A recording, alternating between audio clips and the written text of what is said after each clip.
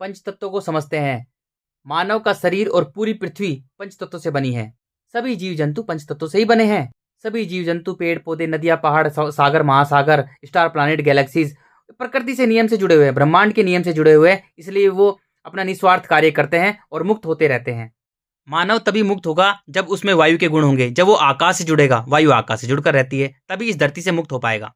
पंच तत्वों में सबसे पहले है मिट्टी। मिट्टी बड़ी कठोर है जिससे हड्डियां निर्माण हुई हैं। मिट्टी के गुण है अहंकार, और अहंकार से विकार पैदा होता है। सबसे बेकार है मिट्टी, क्रूर है, निर्दयी है। मिट्टी का काम नष्ट करना है, केवल नष्ट करना, सूक्ष्म रूप से और आध्यात्मिक रूप से और भौतिक रूप से, दोनों तरह से मिट्टी हर चीज को खाकर, दीमक की तरह खाकर नष्ट कर दी है। जब मनुष्य में केवल मिट्टी के गुण होते हैं, बेहोश होता है, उसका हर कार्य बेहोशी से होता है। उससे इंपॉर्टेंट है जल। जल से हमारा पूरा शरीर बना है। जल सरलता, निर्मलता, तरलता का प्रतीक है, इसलिए बच्चे जल में रहते हैं। जल के जीवों में अहंकार नहीं होता, विकार भी नहीं होते। जल के जीव मौन होते हैं। जल में चीख पुकार नहीं होती, धरती पर, मिट्टी पर चीख पुकार होती है। जब मनुष्य जल में आता है तो उसके जीवन में शांति होती है, मौन होता है, सरलता, तरलता, निर्मलता, त्याग होता है। जल से ज्यादा इंपॉर्टेंट है अग्नि। अग्नि का काम एक ही है, स्वच्छ करना, शुद्ध करना, हमारे तन और मन को बांट देना।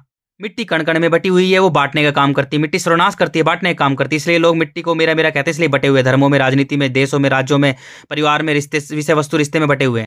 जल बटा हुआ है सागरों, महासागरों में, नदियां, पहाड़ों में, तालाबों में बटा हुआ है। कम है, जल को अलग कर सकते हैं, इसलिए बच्चे को बहकाया जा सकता है, अच्छा भी बनाया जा सकता है, बुरा भी बनाया जा सकता है। सूर्य का काम एक ही है, वो स्वच्छ करता है, शुद्ध करता है मनुष्य को, तन और मन से। तन से भी शुद्ध कर देता है, अच्छी तरह से परफेक्ट करता है, और मन से भी परफेक्ट करता है, अपने मन का मालिक बनाता है सूर्य। सूर्य का काम है शुद्ध करना।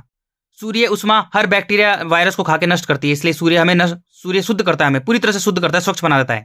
सूर्य दो हिस्सों में बांटता है, प्रकाश और अंधकार में। प्रकाश हमारा शरीर है, अंधकार हमारा मन है। धरती को दो हिस्सों में बांटता है। धरती मानव सोम धरती है, दिन और रात, अंधकार और प्रकाश में। उससे ऊपर वायु है। वायु पूरी धरती को एक समान रूप से घेर के रखती है। वायु के गुण है प्रेम, समर्पित, प्रेम, करुणा, समर्पण। वायु और भी ज्यादा इंपॉर्टेंट है, अग्नि से भी ज्यादा इंपॉर्टेंट है वायु।